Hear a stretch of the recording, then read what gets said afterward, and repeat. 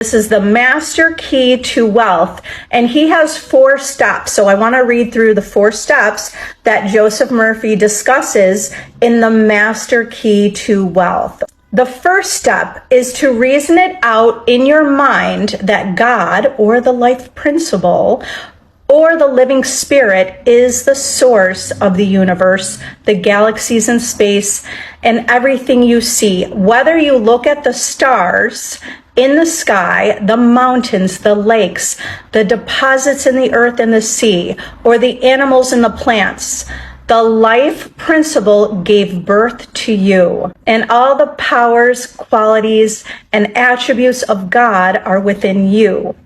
Come to a simple conclusion that everything you see and are aware of came out of this invisible mind of the infinite, or the life principle, and that everything that man has invented, created, or made came out of the invisible mind of man. And the mind of man and the mind of God are one, for there's only one mind. That mind is common to all individual men. Everyone is an inlet and outlet to all that is. Come now to a clear-cut decision that God is the source of your supply of energy, vitality, health, creative ideas, the source of the sun, the air you breathe, the apple you eat, the money in your pocket. For everything is made inside and out of the invisible. It is as easy for God to become wealth in your life as it is to become a blade of grass or a crystal of snow. The second step is to decide now to engrave in your subconscious mind the idea of wealth. Ideas are conveyed to the subconscious by repetition, faith, and expectancy. By repeating a thought pattern or an act over and over, it becomes automatic. And your subconscious, being compulsive, you will be compelled to express it. The pattern is the same as you learn to walk, swim, play the piano, type, or drive a car. You must believe in what you are affirming. It is not mumbo jumbo. It's not idle affirmations. You must believe in what you're affirming, like when you put seeds in the ground and they grow after their kind. The seeds are thoughts deposited in your own subconscious mind. You can imagine the seeds going from your conscious to your subconscious mind and being reproduced on the screen of space. By watering and fertilizing these seeds, you accelerate their growth. Know what you are doing and why you are doing it. You're writing it with your conscious pen and your subconscious mind because you know wealth is a walk down the street and you see it. Can you count the flowers along the road as you drive? Can you count the sands on the seashore? Can you count the stars in the sky? Can you count the wealth that you're walking on? Underneath you, maybe oil, gold, silver, uranium. Did you ever think of the riches of the sea, the soil, and the air?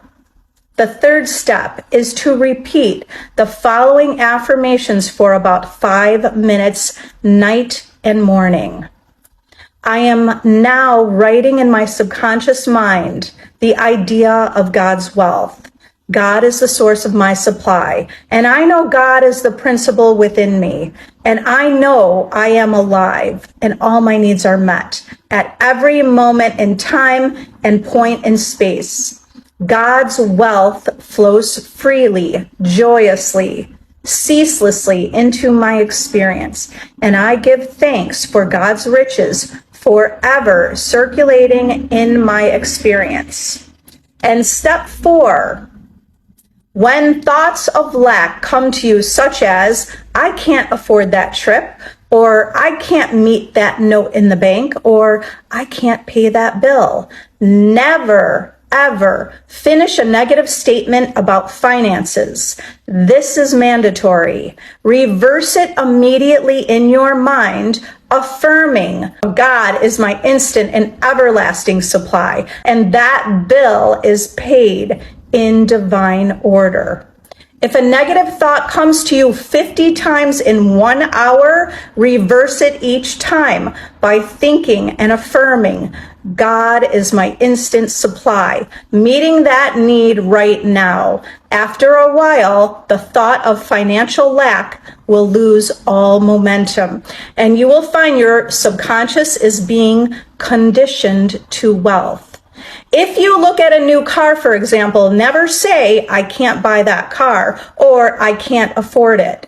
Your subconscious takes you literally and blocks all your good. On the contrary, say to yourself, that car is for sale. It's a divine idea, and I accept it in divine order through divine love.